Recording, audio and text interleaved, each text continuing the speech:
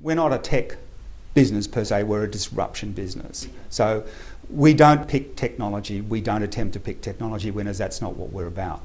What we look for, as we look for with any company, first of all, is we look at cash flow, revenue growth and cash flow growth. That's the first thing, absolutely first thing we look for.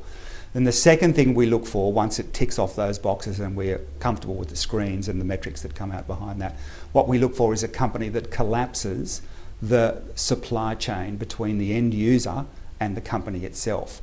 So it takes out all the chain of middlemen that basically take a clip of the ticket all the way along. They harvest that supply chain for themselves and split the difference between themselves and the company.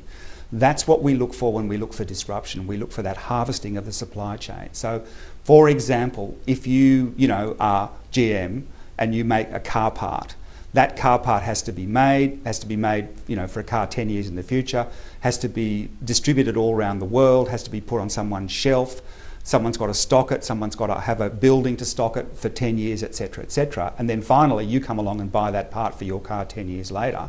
It's very expensive. So in the event that somebody comes along like a 3D printing company and can print you that part just on order, as it were, like that, so nobody has to stock it, then the entire value of the supply chain that you've been paying for as the consumer suddenly gets harvested by the 3D printing company who produces this part for a fraction of the price, supplies it to you and chops out the entire value chain. So that's what we look for in the second instance, this collapsing of the value chain between the company and the end user, and that's the essence, in our view, of what disruption is. That's why these companies are so valuable. The absolute classic example of this is the Tesla, right? So we keep talking about the Tesla. It's not necessarily a stock that we own or don't own, but if you think about the Tesla, when you take off the as it were, cabin of the car, the seats, the steering wheel, all that sort of stuff, and you, as it were, lift it up as if it was a Matchbox, scale model, there's no engine in the classic sense of the word. There's no gearbox in there. There's no transmission. Well, there's a transmission. There's no gearbox. There's no exhaust system. There's no hydraulics. There's no cooling system. It's just literally an electric motor and some batteries on wheels. So it's like a Scalextric car, a Matchbox car in itself.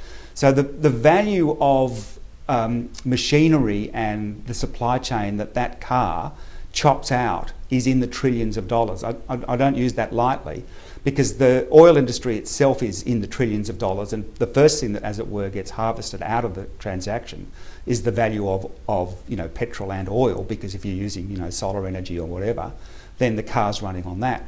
The next thing that gets harvested out of it, and you're already seeing this in the closure of GM and Toyota, etc., in Victoria, is the whole complex business of manufacturing car parts that are very, very there's a lot to it in a petrol engine. In an electric motor, it is vastly, vastly simplified.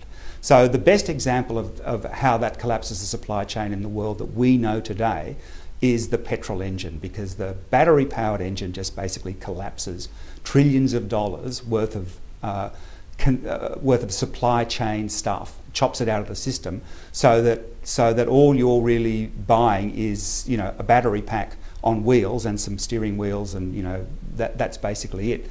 As I say, no exhaust pipes, no petrol engine, no gearboxes, no transmission gear, no gears, etc., etc. That all gets chopped out. Massive change in the value chain.